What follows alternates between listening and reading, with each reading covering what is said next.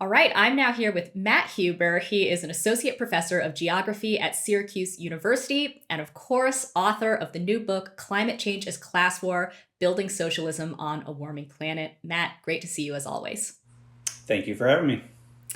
So, obviously, a lot of climate news going on right now. Let's maybe start with the kind of big national item, which is, of course, that last week Joe Manchin surprisingly reversed course on his prior position on the Democrats' climate and tax package. So, we actually now have a climate bill on the table.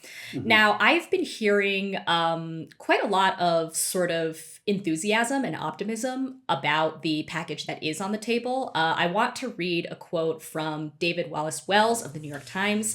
Yeah. In one of his recent columns, he wrote, "This bill is a compromise, obviously and outwardly. It is also a historic achievement for the climate left and a tribute to both its moral fervor and its political realism."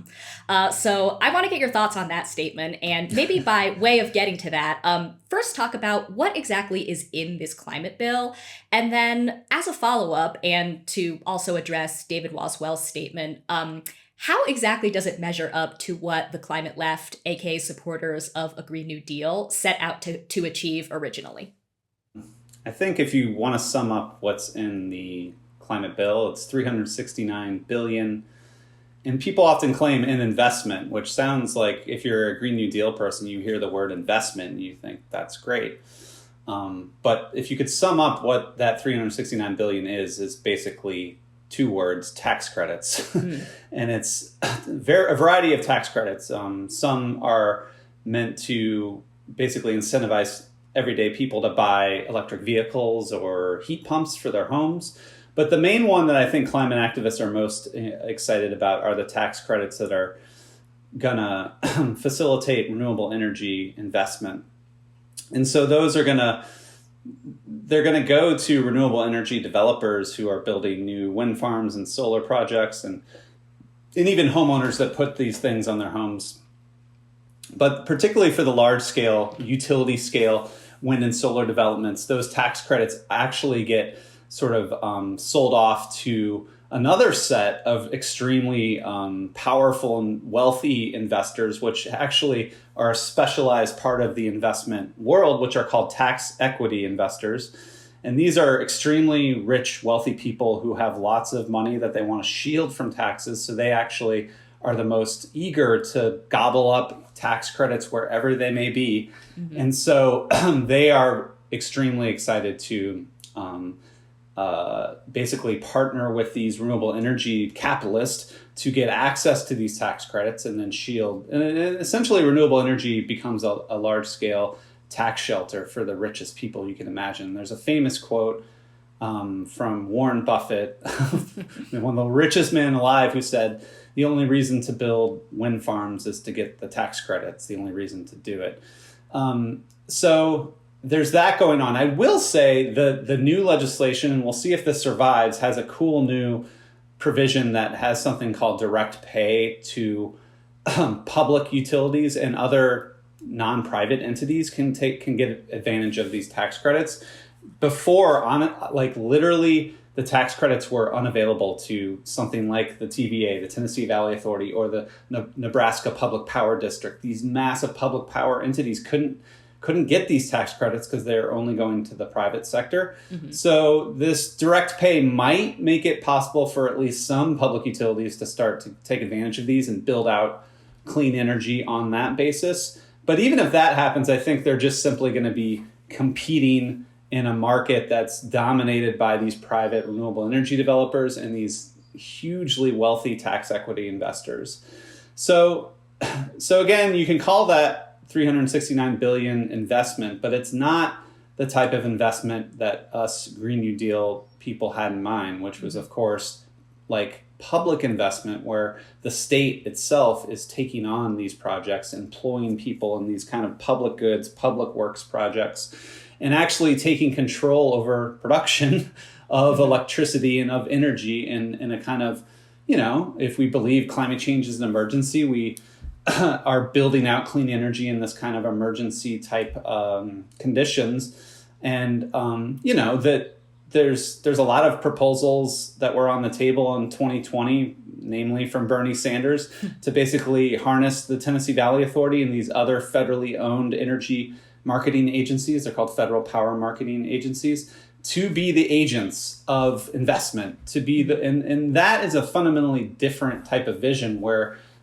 public ownership and the state are taking control over this energy transition because of the crisis we're facing, and trying to guide it in ways that prioritize not just profit and tax shelters for the rich, but decarbonization and actually doing what needs to be done to solve the climate crisis. And not to mention, when you have that kind of public control, you can have other goals and criteria, like making sure workers are paid well and making sure they're union jobs, and if we were to go into a recession, making it a kind of job program and this kind of stuff. So and that's, of course, what the original New Deal was much more about the state and the public sector taking control over the crisis, directly controlling investment, and solving a lot of these crises through that kind of public goods approach.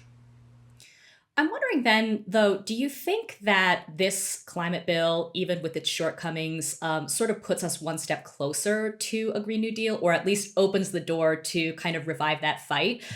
Because maybe a kind of similar analogy is, we are not anywhere close to achieving Medicare for all on a national level, obviously. Now, at the same time, I think anytime a state takes a Medicaid expansion, that's a great thing. And I think in a way, it does kind of nudge us toward that. So do you see something similar happening here, or do you feel and I want to get into your thoughts on kind of the prospects for a Green New Deal more broadly in a bit, but just on a kind of limited level, do you see this bill as sort of moving things forward at all? So, I mean, I think it's pretty clear you can see it's moving things forward on a decarbonization basis.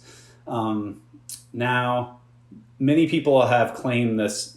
It's very sketchy. There's these armies of modelers that come out and they look at the legislation, they model the kinds of emission reductions that you're going to see with these policies. And the number people are throwing around is 40% reductions of emissions over 2005 levels, which sounds pretty good.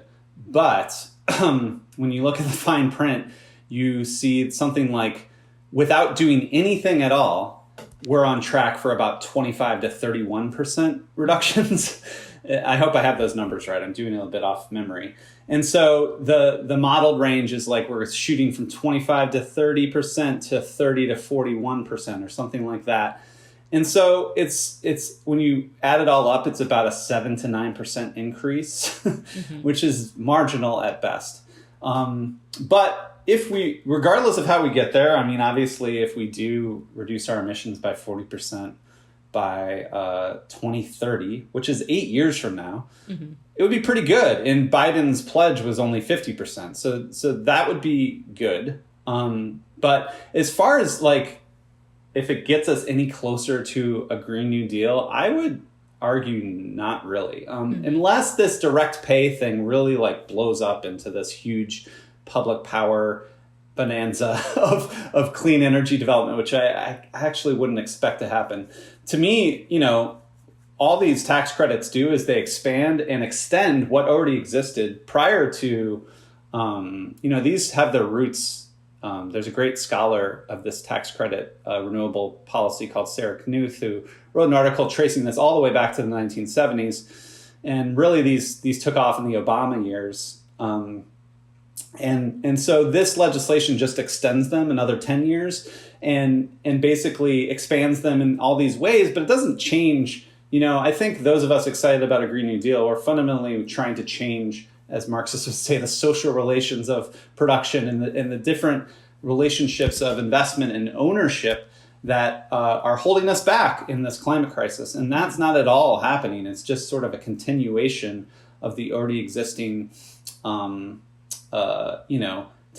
basically trying to do climate change through the tax code, this very neoliberal type of, trying to incentivize the private sector to solve it for us, which is, not really what we want. And I should have mentioned much earlier that this bill has all sorts of things in it that help expand fossil fuel production and fossil fuel expansion to help appease Manchin, which is fair enough to get it across the finish line. But so there's a lot of things in the bill that are just making things worse. Some green groups are even opposing it for that reason.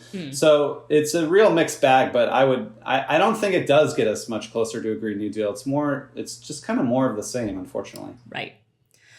So then let's dive into the fate of the Green New Deal. I should mention, viewers probably know, you've gone on record as expressing, let's say, pessimism about the prospects of reviving or enacting a Green New Deal in the next couple of years. There are obviously good reasons why you feel that way. So I should say Joe Manchin has not been the only thing standing in the way of more transformative climate action, easy as it is to kind of point the finger at him. We all know that the fight for a Green New Deal was always an uphill battle from the beginning. But how and where do you feel like it really started to lose traction? So there's a lot of kind of turning points, I think, that you can identify. The first is, if Biden, first of all, Biden disavowed the Green New Deal in the general election campaign. Right. So we shouldn't be surprised by this, but, he came into office with all these big rhetorical things about how he's going to take a whole of government approach to climate crisis. And he made all these pledges. He had this very ambitious climate plan. But then when he had all the political momentum in the world back in January through March of 2021, and everyone was heralding him as the new FDR, and neoliberalism's over, and we have this new kind of Keynesian, big spending, muscular form of state industrial policy. He basically had all the political capital he needed to pass this huge stimulus package, right? Which was, I think $1.6 trillion.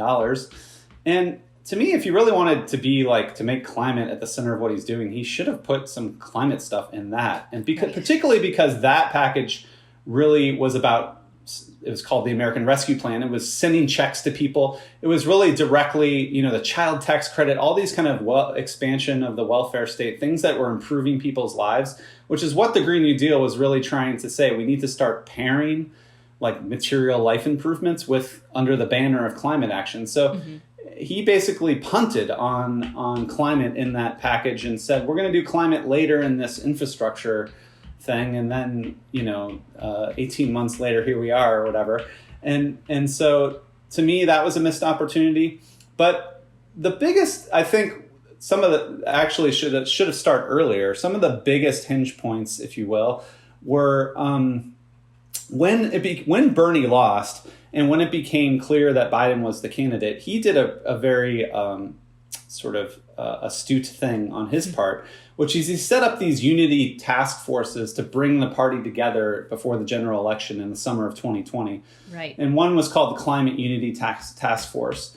And it brought together, very centrist Democrats like John Kerry and Connor Lamb from Pennsylvania, but also it brought AOC and it brought the leader of the Sunrise Movement.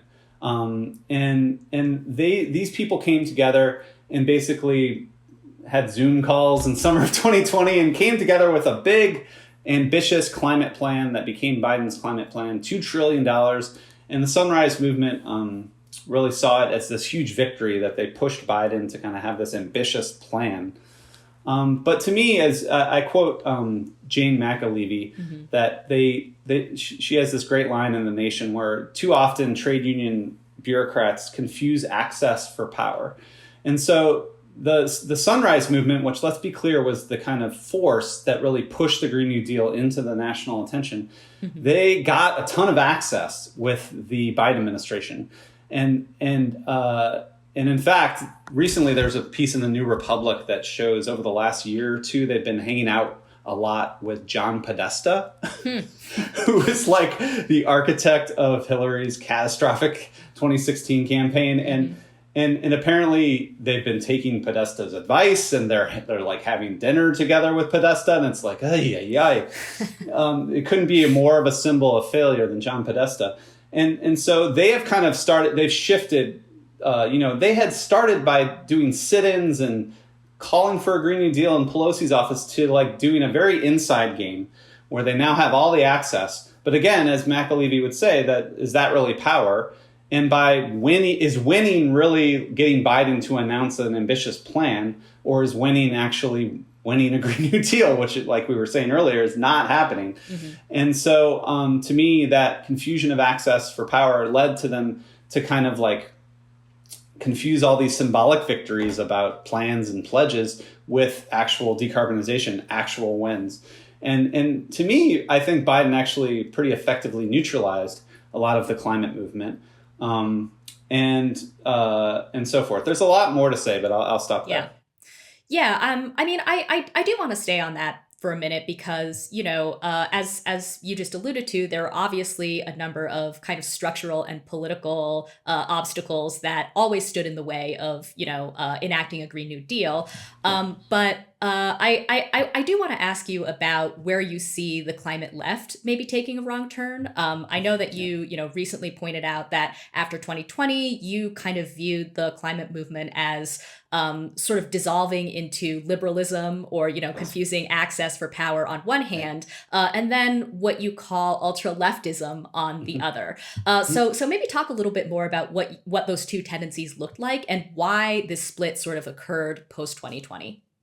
Yeah, so I cribbed from a very popular pamphlet, particularly in DSA circles, by Peter Camejo from 1970. Yes. And it's called Liberalism, Ultra-Leftism, and Mass Action. And so there's the three kind of ways, and he, of course, argues for mass action. What I try to suggest is that the Green New Deal really started as a very mass action kind of program. It was about a job guarantee. And it actually, the original AOC resolution did have Medicare for all in it. Mm-hmm. So it was really grounding and centering like universal public goods and kind of trying to build a popular mass climate politics. What I argue is once Bernie lost and once Biden kind of neutralizes things, the climate movement kind of splintered into these two less attractive tendencies on the left, which are the liberals who became, okay, Biden's now in power, so we're going to do everything to kind of lobby Biden to get like effective climate policy in place. And so you had a lot of what I'd call climate liberals sort of really just in the NGOs and in academia, just really pushing Biden to do the best job in crafting the smartest policy. A very kind of Elizabeth Warren, kind of like trying to really craft the smartest plan. Mm-hmm. And to me, it was a replay of 2009, where Obama comes into power and you get all these policy wonks, liberals who say, obviously the smart thing to do is carbon pricing, and the smartest thing we can do is like use markets to solve this. So we're going to push through this cap and trade policy, which is incredibly complicated. And analysts showed at the time that Obama administration made no attempt to kind of like appeal to the people or the masses to say like, do you want cap and trade? Is that something that interests you or is popular? And of course, that policy failed. It got villainized by the right. They called it cap and tax. So this time around in 2021, the climate liberals found a new policy that they loved. It was something called the Clean Electricity Performance Program. And it was this very wonky regulatory fix that was going to force utilities to basically move towards renewables and other clean energy fast. There's no clear, visible material gain to this policy. In fact, some analysts showed that it would make electricity cost more in some regions. So, but it was like when you ran these models, it worked and it was very elegant policy-wise. So all the liberals put all their energy into this one little technocratic policy fix. And then, of course, last fall, Manchin just said, I don't want that in there. Right. And it was just gone. And there was no, again, just like 2009, there was no attempt to harness a policy that would be popular or appeal to the working class or anything. So that's like the liberals lost the Green New Deal story entirely. And then the ultra-left approach, I argue, was to go, the progressives got much more focused, less on mass universal goods and more on kind of this, NGO language of making sure the disadvantaged communities are getting most of the investments in climate change. So one of the big so-called wins that the Sunrise Movement claimed to get out of these Unity Task Force is that Biden pledged to put 40% of his climate investment into frontline, what are now called environmental justice communities. And he's actually followed through on that. But the problem is, as they're finding out in the EPA, they've concocted something called the Environmental Justice Screening Tool, and it's this means testing machine algorithm that tries to determine which zip codes are disadvantaged and which aren't. And some are claiming that they're not actually putting racism in there enough, and some zip codes that are too advantaged or less. And it's just a means testing nightmare. And it's, again, this is this kind of ultra left focus on really morally centering marginalized communities and lifting them up and lifting their voices, which, I think these are extremely impoverished and oppressed communities, and that morally makes a lot of sense. But it again shifted completely away from this mass action approach of the Green New Deal that was really originally about universal public goods that everyone could enjoy, like a job guarantee or Medicare for all. And so when you get the climate movement splintering on this liberal and ultra left lines, you can pretty much guarantee you're in trouble, because that's where socialists have found in history you're not going to win without these kind of mass action approach or mass demands, popular demands. So why do you think the kind of mass action framework or focus fell away after 2020? Well, I think I've said this maybe before with you, Jen, is that to win this kind of vision, you have to start to deliver material goods on a mass scale, where people can start to see in their lives real visible gains that they interpret somehow as climate action.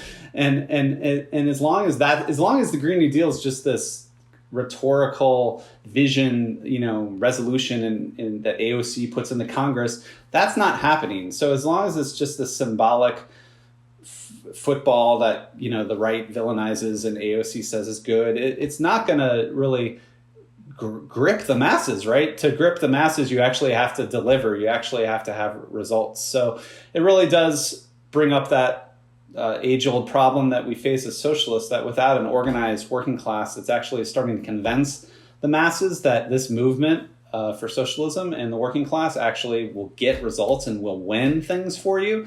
We're just not able to gain that kind of mass traction.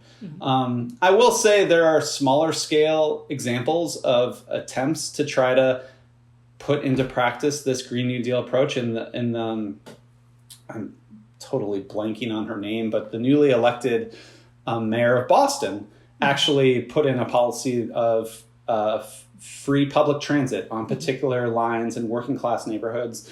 And, free public transit, people love it. Actually, it's a hugely popular. It's led to more public transit usage, and it's not straining the system as people would warn. And so that's a small scale example of trying to put that Green New Deal thing into practice. But unfortunately, you're going to hear a lot now that, we don't have a lot of capacity to do big things at the federal level because of, we're not even sure this bill is going to pass. Let's be clear.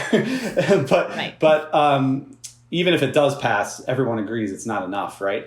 So people are going to say we need to go to the state and local levels, and that's great and everything. But the cool thing about the Green New Deal is it really recognized something specific about American political economy, which is states and localities are extremely constrained. They must legally balance their budgets. They have strict rules about bonds and debt financing. And so there's not a lot of capacity for big public investment at the state and local level. At the federal level, it's another story. They have this, let's be clear, this kind of imperial role of the dollar and the fact that the U.S. government can kind of print as much as it wants. And it has this, as we've seen, although there's, now with inflation, people are pushing back. I mean, there's just this almost unending fiscal ability to spend money in the face of the coronavirus. That doesn't exist at state and local levels. So if we really want a Green New Deal that that can actually decarbonize at the scale that we need, it's going to have to come at the federal level. Yeah. And we just don't have the balance of forces far enough to the left to really be there right now. Well, so, on the subject of a possible winning coalition, I want to wrap up with a question that kind of, I think, pulls together some of the things you've been hinting at throughout this entire conversation. And my question for you is, do you see prospects for reviving a green jobs program at the national level in the near future? What would it take for something like that to happen?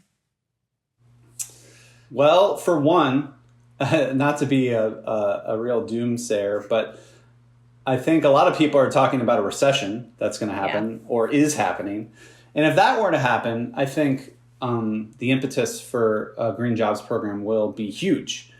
One of the unfortunate things about the whole Green New Deal cycle, if you will, is that the architects of the idea really thought that we're going to come up with this idea and it's going to shape the debate, but the moment of opportunity to implement a Green New Deal will be exactly like when the original New Deal was put into place, when you have a massive crisis of capitalism. And they thought that the coronavirus recession was that. Right. But that was this weird shutdown that, shut down the economy in this very non-typical way. And then as we've seen, once they opened up the economy, we've had booming economic growth, coming back, and then huge job growth and job openings, a tight labor market, although there's still been overall declining labor participation since the COVID crisis. But so basically the COVID crisis was not like the Great Depression, where you can have FDR come in and do this like jobs program that is like a Green New Deal. It wasn't that. So possibly we could have a severe recession in the next couple of years, and that would actually be the type of crisis and conditions that the Green New Dealers were hoping would exist a little earlier, I think. And if that happens, and say Biden realizes he's far too old and decrepit to run in 2024. And then you get this kind of 2024 opening of different visions of what our politics can be, then possibly something like a green jobs program, which, the Sunrise people were envisioning under the Civilian Climate Corps, Civilian Conservation Corps model. But I think we need to think even bigger than that, because it's going to take a lot more than that to kind of decarbonize our economy. But it's kind of a depressing thing to think. It's going to take kind of like economic recession or even depression to kind of bring this back on the table. But I actually think that's the case. All right. Matt Huber, again, is the author of Climate Change as Class War, and we are linking his recent articles below. Matt, thank you. Good to see you as always. Thank you so much, Jen. If you like this video from The Jacobin Show, please hit like and subscribe and share with your friends. Thanks.